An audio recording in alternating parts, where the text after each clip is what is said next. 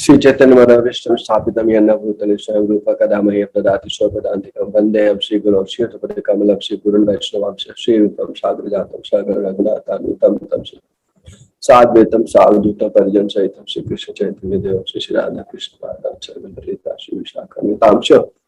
हे कृष्ण करुणा सिंधु दीन बंधु जगतपति गोपेश गोपिका कांत राधा कांत नमस्ते तप्त गौरांगी राधे वृंदावनेश कृष्ण भानुसुते देवी प्रणमामि हरे प्रियवांश कृतभ्यश्च कृपा सिंधुभ्यश्च पतितानां पावनेभ्यो वैष्णवेभ्यो नमो नमः। नमो विष्णुपादाय कृष्णाय श्रीमद् भक्तिवेदांत स्वामिनिति नामिने नमस्ते सरस्वती देवी गौरवाणी प्रचारिणे निर्विशेष शून्यवादी पाश्चात्य देशतारिणे नमो महावदान्याय कृष्ण प्रेम प्रदायते कृष्णा कृष्ण चैतन्य नाम्ने गौरतिशय नमः। जय श्री कृष्ण चैतन्य प्रभु नित्यानंद श्री अद्वैत गदाधर श्री गौर भक्तवृंद। हरे कृष्ण कृष्ण कृष्ण हरे हरे हरे राम राम राम हरे हरे। हरे कृष्ण कृष्ण कृष्ण हरे हरे हरे राम राम हरे हरे कृष्ण कृष्ण कृष्ण हरे हरे हरे राम राम हरे हरे।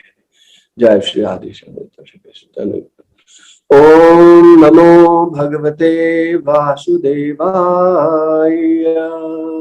ओम नमो भगवते वासुदेवाय। ओम नमो भगवते वासुदेवाय। ओम नमो भगवते वासुदेवाय। ओम नमो भगवते वासुदेवाय। ओम नमो भगवते वासुदेवाय। नारायणं नमस्कृत्य नरं चैव नरोत्तमं देवीं सरस्वतीं व्यासं ततो जयमुदीरयेत्। जय श्री राधे। तभी हम लोग ने 5 तत्व में से कर्म का चर्चा किया, बहुत विस्तार में कर्म का चर्चा हुआ। अब हम लोग इस श्रृंखला में आगे बढ़ते हुए हम लोग काल का चर्चा करते हैं। तो काल का गति बड़ा विचित्र होता है। कभी कभी काल की गति को देख करके ऐसा लगता है कि बिल्कुल बालकवत व्यवहार करता है, और ऐसा होता है कि जो सुख का समय होता है पता ही नहीं चलता कैसे बीत जाता है, और दुख के समय में ऐसा लगता है जैसे कि बहुत लंबी रात्रि हो गई। जैसे गोपियां कहती हैं कृष्ण के विरह में उनको ऐसा लगता है कि एक एक पल कृष्ण से विरह में उनको लगता है कि ब्रह्मा की एक एक रात्रि बीत रही है, कई युग बीतते जा रहे हैं उसमें। तो आइंस्टाइन ने भी इस बात को एक बार ऐसा कहा है कि you put your hand on a hot stove for a minute, it appears like several hours, and you sit with a pretty girl for few hours and it appeared like few minutes. तो हम लोग दुख के समय में काल बड़ा दुर्लंघ्य हो जाता है, और सुख के समय में काल बड़ा ऐसा लगता है बड़ा विपरीत हो गया है। काल जल्दी बदलता ही नहीं है, क्योंकि हम लोग काल को पसंद नहीं करते, क्योंकि काल सुख दुख दोनों को देने वाला है। तो काल का अलग अलग समय निर्धारण होता है, अलग अलग समय पर उसका सुख दुख का उसका चक्के चलते रहता है।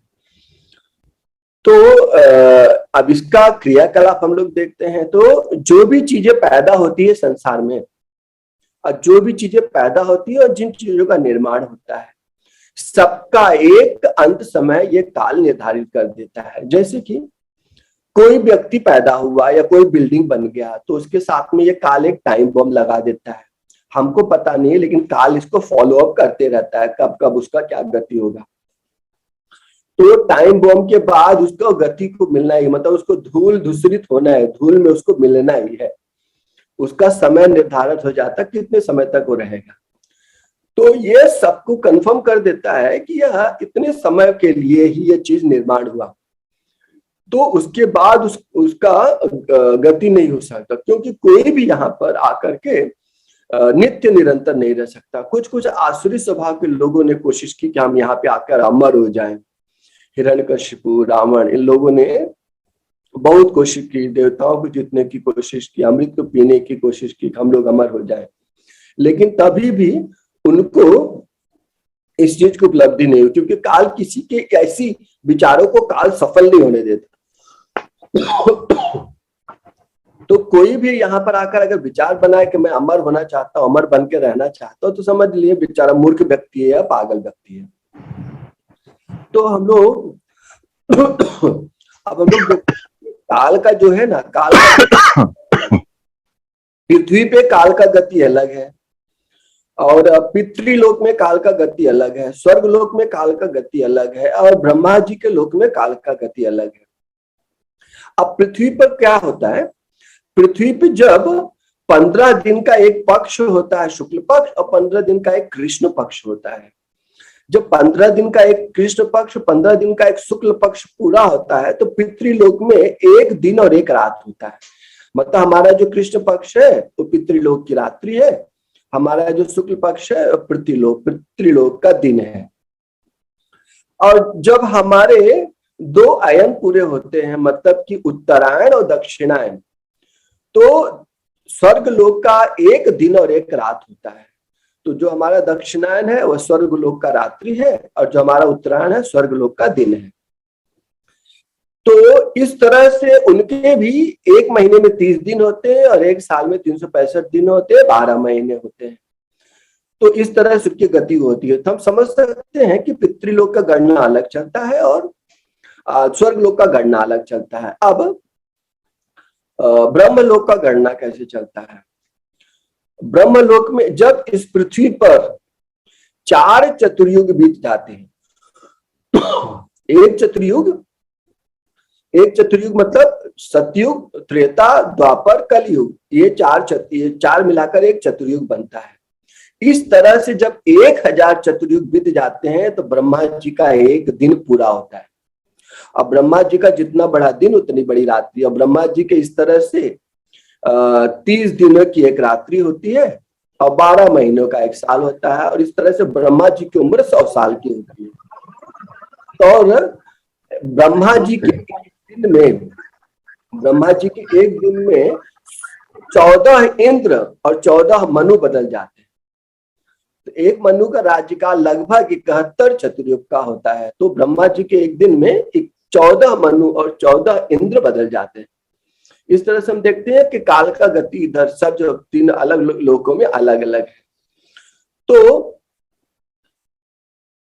ये काल का गति, अभी इसका मतलब कि हम लोग अगर ना, कोई देवता लोग अगर हमारे को देखेंगे, जैसे हम लोग बोलते हैं मच्छर, इनका 2-4 दिन का जन्म है, 2-4 दिन का इनकी उम्र है केवल। लेकिन जब देवता लोग हमको देखते हैं तो उनके सामने हम लोगों का उम्र खाली 2-4 दिन का ही है। हम लोग उनके सामने जैसे बोलते हैं, ये देखो पैदा हुआ, ये इधर गया उधर गया, ये देखा ये देखो ये देखो ये देखो, हम लोग मतलब एकदम कीड़े मकोड़े की तरह उनको लगते हैं। तो जब अब ये काल जो है, काल का एक अपना अभिमान है, अपना स्वाभिमान है। अब काल को कहा गया है, भगवान कहते हैं सर्वभक्षी काल है। सर्वभक्षी मतलब सबको भक्षण करने के लिए आया हुआ है। तो शकुनी ने प्रश्न उठाया भगवान कृष्ण को। उन्होंने कहा, महाराज आप ये अच्छा नहीं कर रहे हो। आप है ना, कौरव पांडव एक ही है, आप पांडवों का पक्ष लेके कौरव उनके साथ व्यवहार क्यों कर रहे हो? तो उन्होंने कहा कि कौरव पांडवों का अपना पक्ष में दुर्व्यवहार नहीं कर रहा हूं। मुझे कौरव भी मेरे संबंधी है, पांडव मेरे संबंधी है, लेकिन जो धर्म का पक्ष लेकर के चलता है उनकी उम्र ज्यादा होती है। काल के गाल में वो भी जाने वाले हैं, लेकिन जो जितना धर्म का विपरीत चलता है उसकी उतनी जल्दी दुर्गति होती है, उतनी जल्दी उसकी उम्र खत्म होती है। क्योंकि धर्मो रक्षति रक्षिता, जो धर्म की रक्षा करता है धर्म उसकी रक्षा करता है, और ऐसे लोगों की उम्र बड़ी होती है। तो अब ये काल का इतना स्वाभिमान, इतना अभिमान, ये सर्वभक्षी है, कोई भी इसको लांग करके नहीं जा सकता। तो जब ध्रुव महाराज अपने पुण्य के प्रभाव से जब वैकुंठ लोक में जा रहे हैं तो काल उनके सामने प्रकट हो गया। बोला, महाराज अब मुझे बिना स्पर्श किए कोई भी वैकुंठ में जा नहीं सकता, लेकिन मैं तो आपको स्पर्श नहीं कर सकता क्योंकि अब भगवान के सिद्ध भक्त हैं, उनके भगवान के सिद्ध भक्त हैं, शुद्ध भक्त हैं। तो आप एक काम कीजिए, ये विमान सामने खड़ा है, आप मैं इधर बैठ जाता हूँ, मेरी पीठ को आप है ना सीढ़ी बनाकर विमान पर चढ़ जाए, इससे मेरा सम्मान रह जाएगा कि मुझको आपने सीढ़ी की तरह उपयोग किया। तो इस तरह से वहां पर वो सीढ़ी बन करके बैठ गया, अपने पीठ को उसने ऐसा कर दिया कि ध्रुव महाराज उसके ऊपर अपने पांव रख करके वहां पर जाए। तो इस तरह से काल देवता ने वहां पर भगवान के भक्तों के सामने इस तरह से उन्हें व्यवहार किया। तो भगवान के जो भक्त होते हैं तो उन पर काल की गति नहीं होती, क्योंकि वो उनकी अपनी मर्जी होती है, भगवान का अपना अपना उनका व्यवहार होता है। तो ये जो काल है यह भगवान के भक्तों के लिए, भगवान के भक्तों के लिए यह काल स्वयं कृष्ण के रूप में, राम के रूप में, नरसिंह के रूप में प्रकट होते हैं, और अभक्तों के लिए यह काल रूप में और बड़े घोर रूप में प्रकट होते हैं। जैसे एक उदाहरण आता है कि एक बिल्ली अपने उसी मुख से चूहे को पकड़ती है और अपने बच्चे को भी पकड़ती है, लेकिन वह बच्चा बड़े मस्त आराम से, ऐसा लगता है ध्यान में आंखें बंद किए बड़े आराम से माँ की दांतों के बीच में बड़े आराम से एक जगह से दूसरी जगह पे जाता है। लेकिन वो चूहा एकदम न छटपटाते रहता मौत का डर से, क्योंकि काल ने उसको पकड़ लिया हुआ है। तो यह काल मतलब भगवान यहाँ पर अपने भक्तों के लिए भगवान के रूप में मिलते हैं और अभक्तों के लिए काल के रूप में मिलते हैं। तो कोई भी मतलब यहाँ से ऐसा छूट नहीं सकता। और भगवान ने इसके महाभारत युद्ध में बताया है कि मैं सर्वभक्षी काल हूं, मैं यहाँ पर सब लोगों को ग्रसने के लिए आया हूं। और ये काल का बड़ा विचित्र गति है। काल नित्य है, काल का कभी अंत नहीं होता। जब सारा प्रलय हो जाता है तब भी, और जब भगवान भी योग निद्रा में चले जाते हैं, और उस समय पर भी ये काल सोता नहीं है, जागता रहता है, और यह भगवान को जगाने का काम करता है कि अब सृष्टि का समय हो गया है, भगवान आप जागिए और फिर से सृष्टि को प्रकट कीजिए। आपके हृदय में ढेर सारे जीव इंतजार कर रहे हैं सृष्टि होने का, अपनी दबी हुई वासनाओं को पूरा करने के लिए वो सब इंतजार कर रहे हैं। इस तरह से हम काल देखते हैं, काल नित्य जागृत रहता है। तो महाभारत की लड़ाई के बाद भीम और अर्जुन आपस में विवाद कर रहे थे। भीम बोल रहे थे कि मैंने सबसे ज्यादा लोगों को मारा, अर्जुन कह रहे थे ने सबसे ज्यादा मैंने मारा। तो बोले कि दोनों जन में बहस हो गई। अब बहस के लिए भगवान कृष्ण उसके पास लेकर आया गया और उनको पूछा, भगवान से पूछा आप ही निर्णय दीजिए। बोले भाई मैं तो एक ही जगह पे था, अर्जुन के साथ में था, इसके लिए मैं भीम का तो मैं निर्णय कर नहीं पाऊंगा।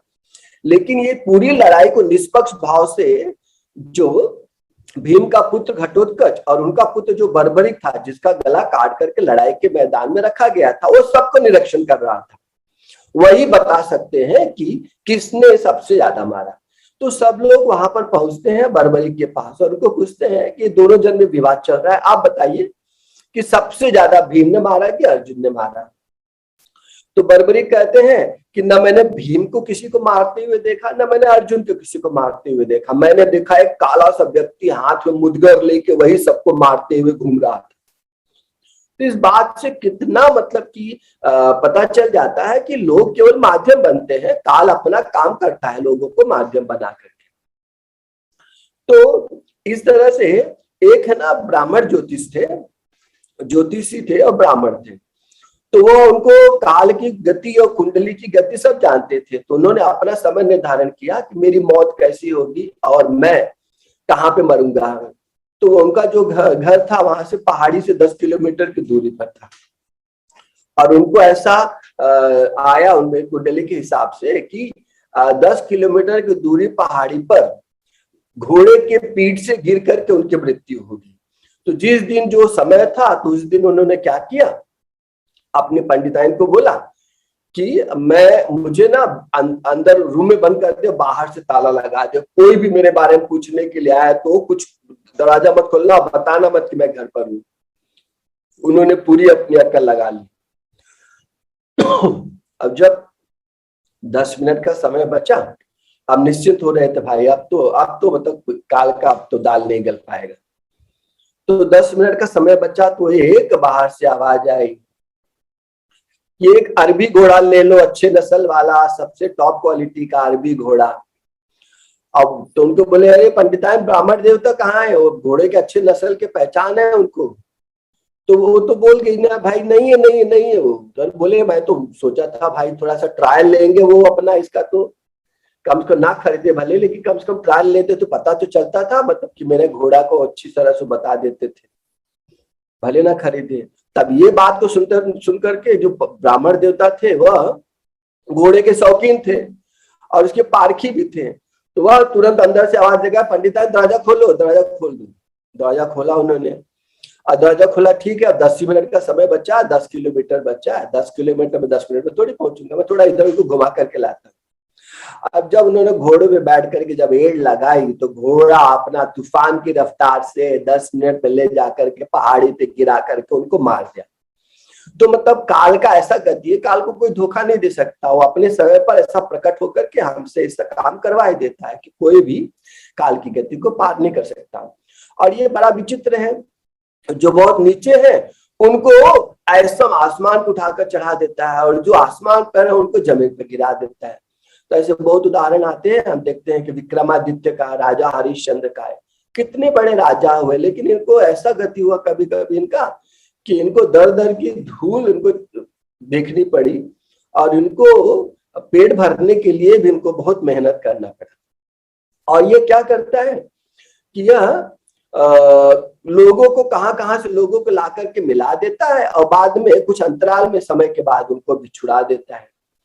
इस तरह से यह इसका सिद्धांत चलता है, और ये जो भी चीज संसार में पैदा होती है उसको क्षय होना ही होना, ऐसा ही इसकी गति कर देता है। अब भगवान का जो लीला है वह काल की गति के अधीन नहीं होती। अब लेकिन भगवान काल को स्वीकार करते हुए अपना लीला करते हैं, लेकिन जब रास लीला की बात आई तो रास लीला में एक रात्रि में ब्रह्मा की एक रात्रि बीत गई, मतलब कई रात्रियां बीत गई, किसी को पता ही नहीं चला। तो काल ने अपनी गति को बहुत बढ़ा दिया और ब्रह्मा की कई रात्रियां वहां पर प्रकट हो गई। और बैकुंठ में जो काल भगवान है, बैकुंठ में इनकी गति नहीं है क्योंकि काल भगवान ही जन्म मृत्यु बुढ़ापा जरा ये सब का सिस्टम बनाने वाले हैं। तो वहां पर जन्म मृत्यु का वहां पर जगह नहीं है, यहाँ पर बुढ़ापे का उधर जगह नहीं है, और मरण का उधर संयोग नहीं है, तो इसके लिए बैकुंठ में काल की गति नहीं है। तो इस तरह से हम देखते हैं काल का विचित्र विचित्र रूप। तो ये सब आपको भगवत गीता के अध्यायों को पढ़ने में कुछ कुछ इसमें से चीजों को पकड़ में आएगा। तो हम लोगों ने इस तरह से काल का चर्चा किया। अब हम आगे बढ़ते हैं और आते हैं प्रकृति तत्व में। अब प्रकृति तत्व में प्रकृति देखते हैं तो प्रकृति दो तरह की प्रकृति होती है, एक परा प्रकृति और एक अपरा प्रकृति। अब परा प्रकृति क्या है? परा प्रकृति ये जीव है, जो जीव है यह परा प्रकृति में आती है। और अपरा प्रकृति यह जड़ प्रकृति है, और जीव जो है यह चैतन्य प्रकृति है। तो चैतन्य प्रकृति और जड़ प्रकृति, और इस तरह से हम देखते हैं कि जीव को हम लोग तटस्थ शक्ति भी भगवान के बोलते हैं, और प्रकृति को हम लोग भगवान की बहिरंगा शक्ति बोलते हैं। और ये अंतरंगा शक्ति को भी कभी कभी अंतरंगा प्रकृति भी बोलते हैं। तो यह दैवी प्रकृति बोलते हैं, अंतरंगा शक्ति बोलते हैं दैवी प्रकृति। यह भगवान की दैवी प्रकृति है, भगवत गीता में इसके नाम के लिए आया दैवी प्रकृति। तो यह दैवी प्रकृति होती है। अब चूंकि हमारा वास्ता बहुत कुछ तरीके से हमारा वास्ता जीवों से होता है, क्योंकि हम खुद भी एक जीव है, और हमारा वास्ता अपने शरीर के कारण, बाहरी क्रियाकलाप होने के कारण अब इस संसार में हमको भटकना पड़ता है। तो हमको पता चलता है कि हम प्रकृति के आवरण में किस तरह से भ्रमण कर रहे हैं, प्रकृति से चीजें लेकर के हम लोग भोग कर रहे हैं। तो अगर पूछा जाए भाई ये प्रकृति क्या है, तो रामचरितमानस में बहुत सुंदर शब्द किया गया, गो गोचर जहलग मन जाई, माया सब बस जाने भाई। अब जहां तक आपकी दृष्टि जा रही है, जो कुछ भी आपको दिखाई दे रहा है, सब प्रकृति ही है, क्योंकि सारी चीजें पंच महाभूत की तो बनी हुई हैं। तो सारी चीजें जो पंच महाभूत की बनी हुई है, हमारी आंखें भी जड़ ही हैं। तो जड़ आंखों से केवल हमको प्रकृति का अंश, परंतु महाभूतों से बना हुआ अंश ही दिखाई देता है। आत्मा परमात्मा का दर्शन होता नहीं है, आत्मा परमात्मा का दर्शन नहीं होता। तो हम देखते हैं कि इस पूरी प्रकृति में किस तरह से एक एमलगमेशन है, मतलब कि इसमें बहिरंगा शक्ति के तत्वों के अंदर में आत्मा तत्व और परमात्मा तत्व, और इसी के अंदर में काल तत्व भी विराजमान है। तो यह प्रकृति, अब ये प्रकृति जो है, जब भी कोई जीव जब प्रकृति के संसर्ग में आता है भोग भोगने के लिए, तो जिस तरह से प्रकृति के संसर्ग में आता है, तो प्रकृति के भोग ना ये जीव भोग ही नहीं सकता। तो प्रकृति उसको इस अपने तत्वों को भोगने के लिए उसको प्रकृति का रचा हुआ एक वस्त्र देती है, जो 84 लाख योनियां होती है, 84 लाख योनियों का वस्त्र देती है। जिसकी जैसी मेंटालिटी होती है वैसे उनको वस्त्र दे देती है, और उसके अनुसार उनका वस्त्र बदलती रहती है, और 84 लाख योनियों घूम घूम करके वह अपनी वासनाओं को पूरा करते रहते हैं। तो अब प्रकृति का एक अपना अलग तत्व है। प्रकृति के कितने तत्व हैं? प्रकृति के 24 तत्व मूल में कहे गए हैं। तो प्रकृति इन 24 तत्वों की बनी होती है। और 24 तत्व क्या है? पहली बात तो 5 कर्मेंद्रियां, 5 ज्ञानेंद्रियां, 5 महाभूत, 5 तन्मात्रा और 4 सूक्ष्म भूत। तो 5 ज्ञानेंद्रियां क्या है? आंख, जीवा, नाक, त्वचा और कर्ण।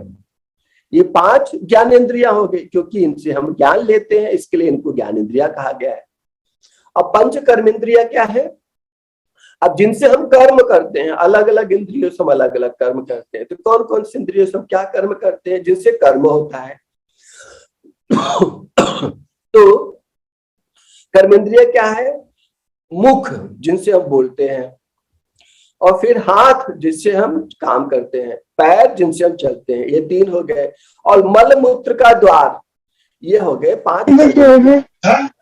तो इंद्रिया हो गए। अब 5 महाभूत होते हैं।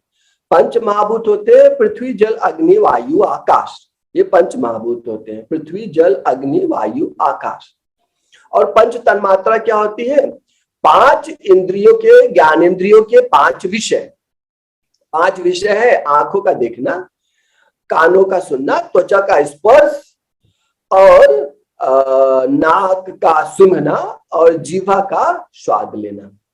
इस तरह से इनके 5 तन्मात्रा इनको कहते हैं। तो ये 20 तत्व हो गए। और मन, बुद्धि, चित्त, अहंकार, ये सूक्ष्म भूत कहे जाते हैं। मन, बुद्धि, चित्त, अहंकार, इनको सूक्ष्म इंद्रिया भी कहते हैं। मन, बुद्धि, चित्त, अहंकार, सूक्ष्म इंद्रिया। इस तरह से ये जो प्रकृति होती है 24 तत्वों की होती है। अब क्या होता है कि जब ये जीव प्रकृति के संसर्ग में आता है, तब इसके साथ में एक दूसरी घटना भी होती है।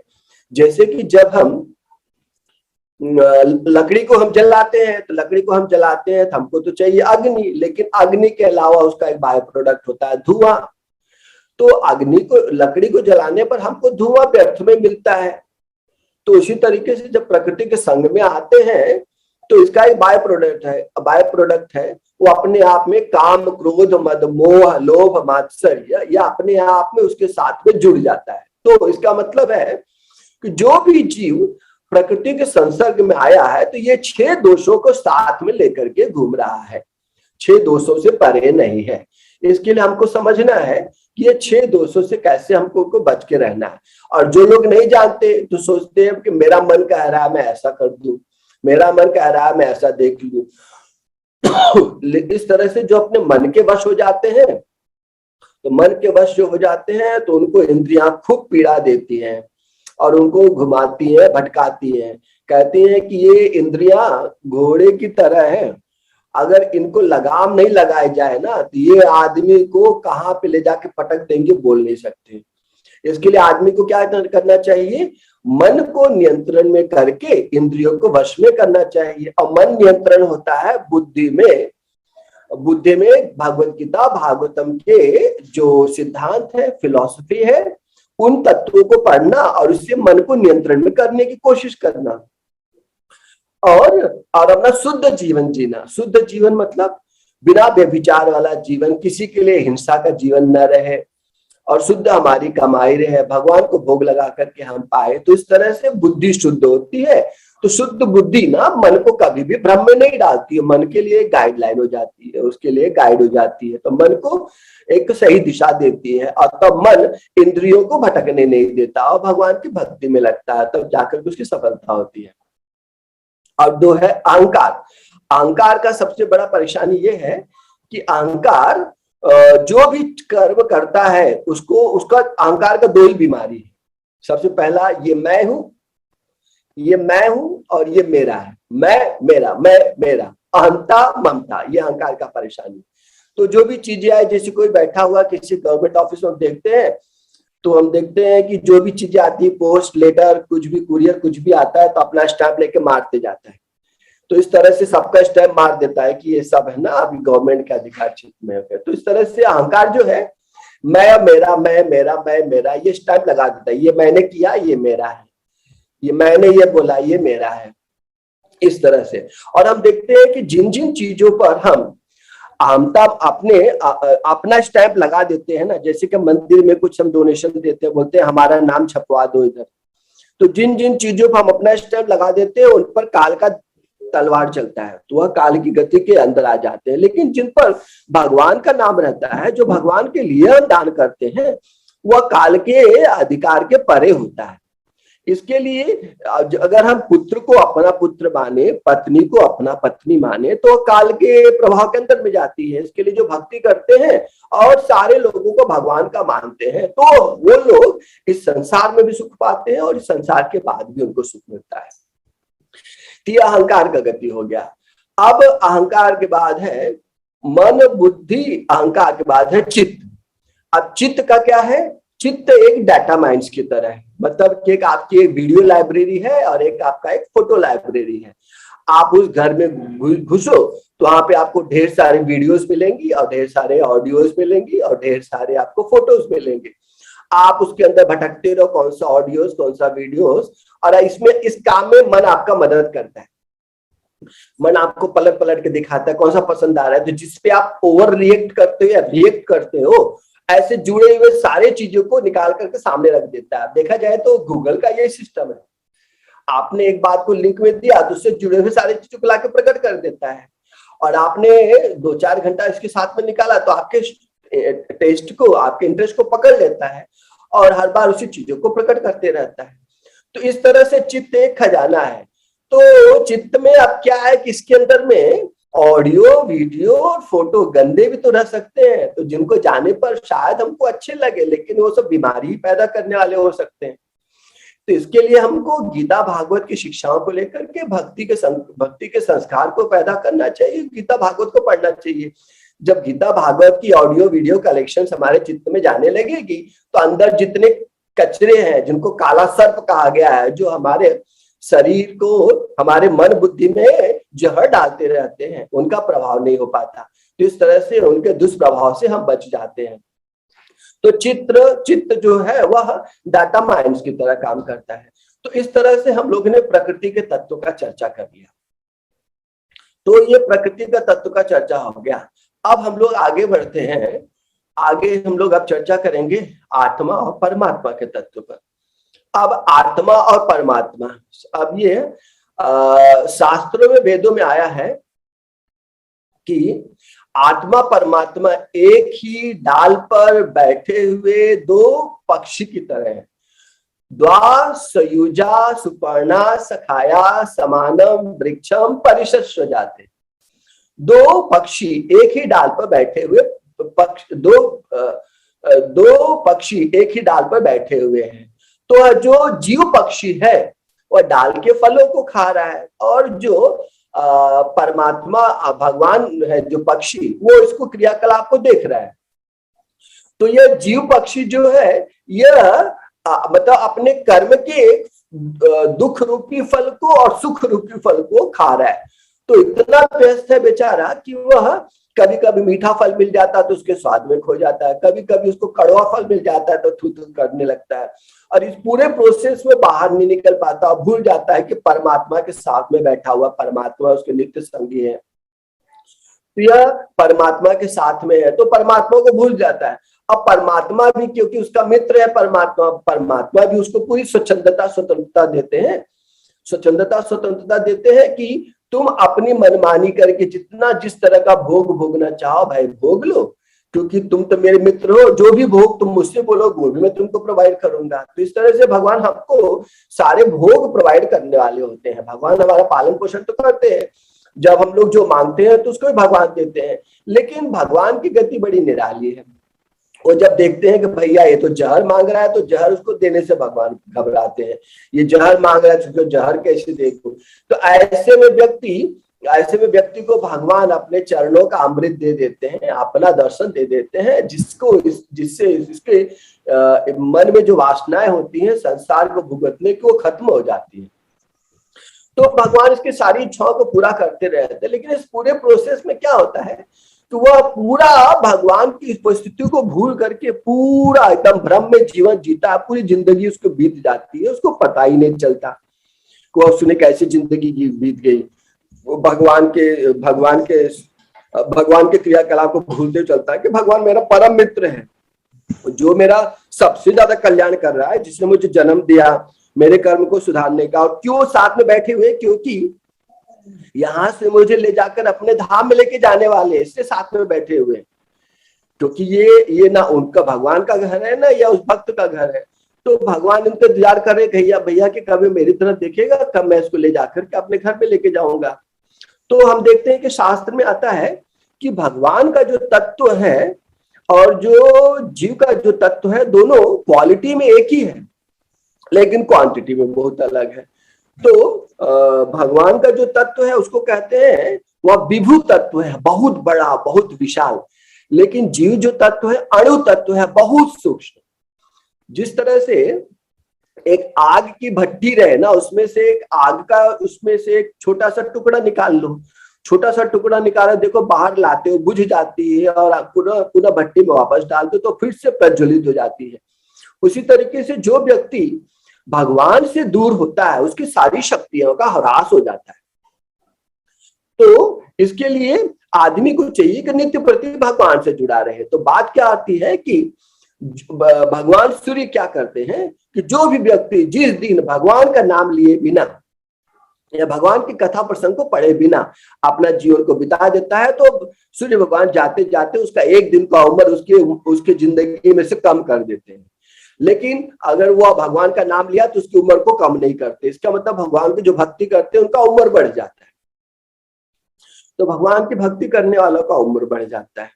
तो अब प्रसंग आता है कि भगवान और जीव एक तत्व है। तो बोला जाए इसको कैसे एक तत्व है, तो कर्मेंद्रिया ने क्या कहते हैं कि भगवान विभु है और जीव अणु है। तो कहते हैं कि समुद्र का जो एक बूंद का जल का केमिकल विश्लेषण जो है और पूरे समुद्र के जल का केमिकल विश्लेषण, उसमें तत्व में अंतर नहीं आएगा। लेकिन अगर एक जल का बूंद का अगर हम कंपेयर करें समुद्र के जल से तो बहुत बड़ा अंतर है। इसके लिए हर आदमी को जिनको अपना कल्याण करने की इच्छा है उनको भगवान से नित्य निरंतर जुड़ करके ही रहना चाहिए। तो इसके कहते हैं, कभी कभी इसके कहते हैं फूड फॉर द सोल। तो हर आदमी जो अपने शरीर को पोषण दे रहा होता है और अपने आत्मा को पोषण नहीं देता, अंत में वो अपने आत्मा का हत्यारा कहा जाता है, क्योंकि उसने अपने आत्मा को फिर से कई योनियों में, मतलब 84 लाख योनियों में उसने भटका दिया। उसकी आत्मा कष्ट पाती है। तो अगर वो आत्मा को कष्ट देता है गीता भागवतम के माध्यम से, तो 84 लाख योनियों भटकने से बच जाता है। तो जो ये सुंदर शरीर पा करके भगवान का भजन ना करे तो वह कष्ट पाता है। अब क्या हो गया कि यह जीव अब हमेशा कोशिश करते रहता किस तरह से अच्छे से अच्छा भोग मुझे मिले। तो अपनी कोशिश में ये जीव एक बार मछली बन गया। अब ये मछली बन गया तो मछली बनने के बाद एक बार एक मछली पकड़ने वाले ने कांटा में अपना कीड़ा डाल करके अंदर फेंका, तो इसको जीवा बड़ी ललायत रहती है, तुरंत कांटे को उसने मुंह में पकड़ लिया और पकड़ी गई और मारी गई।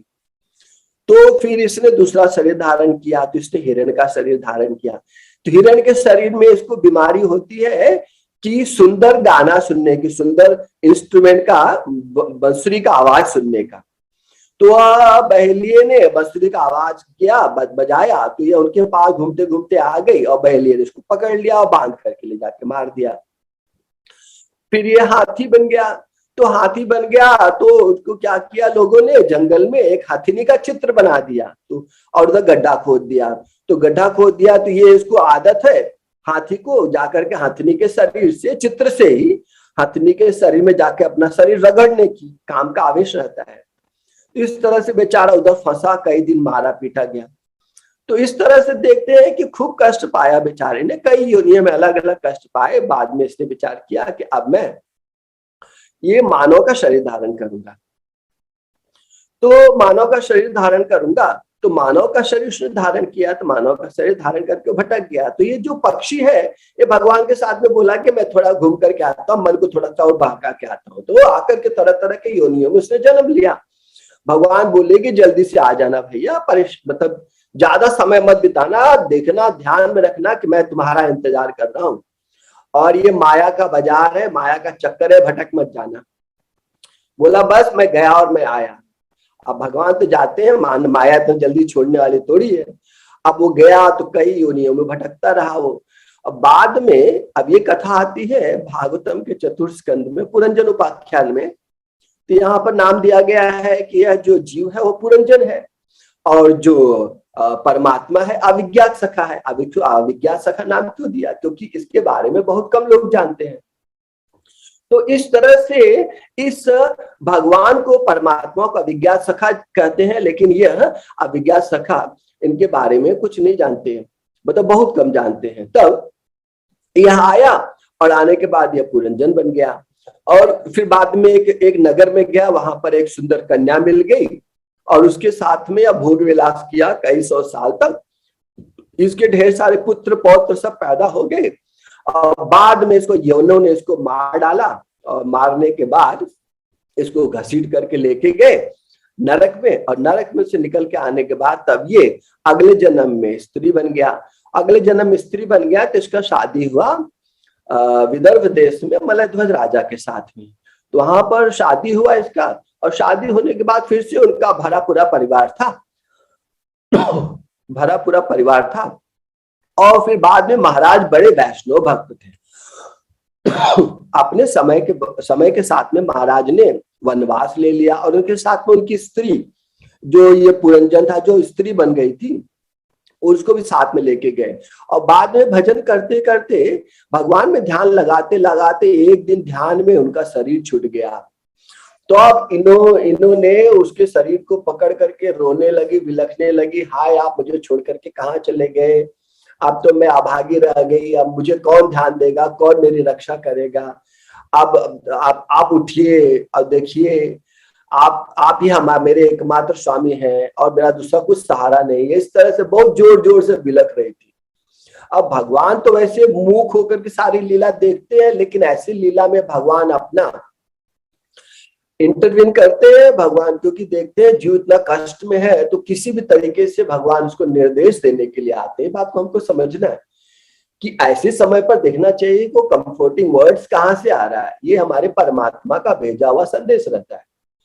तो भगवान उसके साथ में एक बालक रूप में प्रकट होते हैं, बोलते हैं अरे तू स्त्री है न ये तेरा पति है, तू भूल गई क्या, तू भूल गया क्या, तू पिछले जन्म में तो मेरा सखा था, और तू यहाँ से खाली बस प्रकृति के लीला को, प्रकृति के भोगों को भोगने के लिए आया था, और यहाँ पे आकर के तरह तरह के भ्रम में तू फंस गया है। देख अभी भी हम लोग है ना, अपने असली लोग से हम लोग बहुत दूर है। हम लोग असली में ना मान सरोवर के हंस हैं। मान सरोवर के हंस मतलब हम लोग नित्य निरंतर मान सरोवर में उधर छोटे क्या बोलते हैं, क्षुद्र भोग भोगने वाले नहीं है, मूंगा मोती चुगने वाले हैं, मतलब बहुत उच्च क्वालिटी का भोग भोगने वाले हैं। और शुद्ध पानी में मान सरोवर मतलब भगवान का धाम, मान सरोवर में हम लोग रहने वाले हंसी को उपमा है हंस का, क्योंकि पक्षियों में हंस सबसे महान होता है, सबसे शुद्ध होता है, सात्विक होता है, इसलिए हंस का उपमा दे रहे हैं कि अभी भी हम लोग अपने असली धाम से बहुत दूर है। इसलिए चीजों को याद करो और चलो, अब इस भ्रम में मत पड़ो न तुम ये पुरुष स्त्री हो, न तुम्हारा पति है। जागो, अपने आप को जगाओ, सोचो तुम क्या थे। तो यह जो जीव जब जन्म लेता है तो भगवान ही काल के रूप में उसकी पिछली स्मृतियों को लोप कर देते हैं। तो काल के रूप में उसकी स्मृतियों को लोप कर देते हैं, क्योंकि इससे उनको, क्योंकि 15 ध्यान भगवान कहते हैं मैं ही स्मृति हूँ, मैं ही विस्मृति हूँ। तो भगवान स्मृति है, भगवान ही विस्मृति देते हैं। तो भक्तों को पिछले जन्म का स्मृति रहता है, और बाकी भक्तों को, भक्ति जो नहीं करते उन लोगों को विस्मृति हो जाती है। इस तरह से हम देखते हैं कि किस तरह से आत्मा परमात्मा एक नित्य तत्व है, और परमात्मा और आत्मा साथ में रहते हैं। अब कहते हैं कि कोई कहते हैं कि अब मेरे हाथ में एक गिलास पानी है, अब मैं कहूं कि भैया भगवान मेरे सबसे नजदीक में एक गिलास पानी, तो बोले गिलास पानी तो तुम्हारे हाथ में है और भगवान कहाँ है? तो बोले भगवान तो हृदय में है, और हृदय में तो जीव बैठा हुआ है, तो भगवान ही सबसे नजदीक है। एक गिलास पानी तो कभी भी दूर हो गया, तो भगवान हमसे सबसे नजदीक में है। लेकिन भगवान एक्टिवेट कब होते हैं, जागृत कब होते हैं? जब हम भगवान की तरफ हम दृष्टि डाल करके, भगवान की तरफ हम दृष्टि डाल करके भगवान को हम जब पुकारते हैं, तब वो भगवान जागृत होते हैं। तो भगवान के जब दृष्टि डालते हैं तब भगवान मतलब देखते हैं कब इसको मदद चाहिए, क्योंकि भगवान एक परम मित्र की तरह है। कि भगवान की मित्रता का देखिए, अर्जुन के लिए भगवान ने अब वो बन गए, दूत भी बन गए भगवान, उनके सारथी भी बन गए। तो और सुदामा जी का तो उन्होंने चरण खुद ही धोया और अपने आंसुओं से धोया। तो भगवान मित्रता की पराकाष्ठा स्थापित करते हैं। तो भगवान परम मित्र हैं। तो हम लोग अब मित्रता की पराकाष्ठा क्या, मित्रता में हम लोग 2-5% भी नहीं कर सकते। खाली हम लोग जान ले और मान ले भगवान हमारे परम मित्र हैं, तो उसी से हमारी सिद्धि हो जाती है।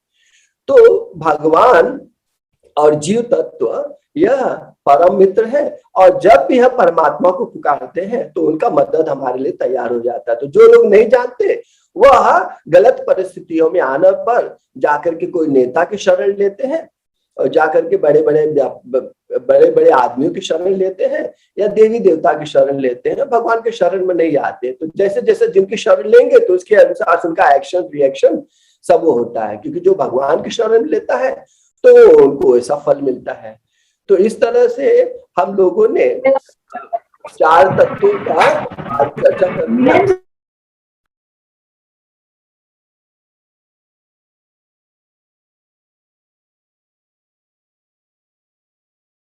पूरा कर लिया, पंच तत्वों का हम लोग ने चर्चा कर लिया। मैं एक बात और बोलना चाहूंगा कि अब मैं चाहूंगा कि जितने लोग भी सुन रहे हैं वो सब जागृत रहे। इसके लिए मैं चाहूंगा कि वे लोग सार में अपना इस ज्ञान को उन लोग एक पेपर पे लिख करके उसका फोटो अपने अपने कोऑर्डिनेटर के पास भेजें, और उन लोग इसको एसेस करें, जिससे पता चले कि उनकी समझ में उनका वृद्धि भी होगा, और जो कुछ उनकी समझ में कुछ त्रुटि रहेगी उसका सुधार भी हो जाएगा। तो इसका सब लोगों को ध्यान रखना है कि जो लोग भी सुन रहे हैं, अब इस 5 तत्वों का संक्षेप में इसका व्याख्या को लोग प्रकट करेंगे, या जिन्होंने पहले से लिख के रखा है तो उन लोगों को इसका फोटो निकाल करके मोबाइल पर अपने अपने कोऑर्डिनेटर को भेज देंगे, तो इससे पता चल जाएगा कि सब लोगों की समझ कैसी हो गई है। तो 5 तत्वों का जब हमारा चर्चा हो गया तो समझ लीजिए कि हमारा भगवत गीता का एक है ना सारांश हो गया। अब इसके बाद से आप भगवत गीता को समझने की कोशिश करेंगे तो भगवत गीता आपके लिए बड़ी आसान हो जाएगी, क्योंकि भगवत गीता में 5 तत्वों का चर्चा है। तो अब हम यहीं पर इसको विश्राम देते हैं, और किसी का कुछ प्रश्न है तो उस प्रश्न को हम लोग लेते हैं। प्रभु जी, जैसे आपने यहाँ पर बताया है ईश्वर, जीव, प्रकृति, काल और कर्म, तो प्रभु जी यहाँ पर आपने बताया कि 5 ज्ञानेंद्रियां, 5 कर्मेंद्रियां, 5 महाभूत और तन्मात्राएं जो इनके रूप, रस, गंध, शब्द, स्पर्श हैं। तो प्रभु जी ये 24 अवयव आपने बताए, लेकिन भागवतम में ऐसे सुना है मैंने और शायद पढ़ा भी है, तो वहां पर प्रभु जी काल और भगवान को लेके 26 तत्व बताए गए हैं। तो प्रभु जी थोड़ा सा महतत्व के विषय में मुझे जानना था, तो इस पे प्रकाश डालिए प्रभु जी। तो आप 26 तत्व की बात कर रही हो, लेकिन 11वें स्कंद में भगवान कृष्ण उद्धव को 27 तत्व की चर्चा भी करते हैं, 28 तत्व की भी चर्चा करते हैं। अच्छा, तो आप ना इसके लिए अभी 24 तत्व जो मूल है उसी पे रहो, क्योंकि इसका ना अलग अलग ज्ञानी वैज्ञानिक लोग अलग अलग चर्चा करते हैं। अच्छा तो जी, 25 तत्व भी है और 25वां तत्व काल तत्व है हाँ जी, है ना। और इसके लिए 26 तत्व भी आते हैं, 27 तत्व भी आते हैं, 28 तत्व भी आते हैं। 11वें स्कंद में इसका चर्चा है।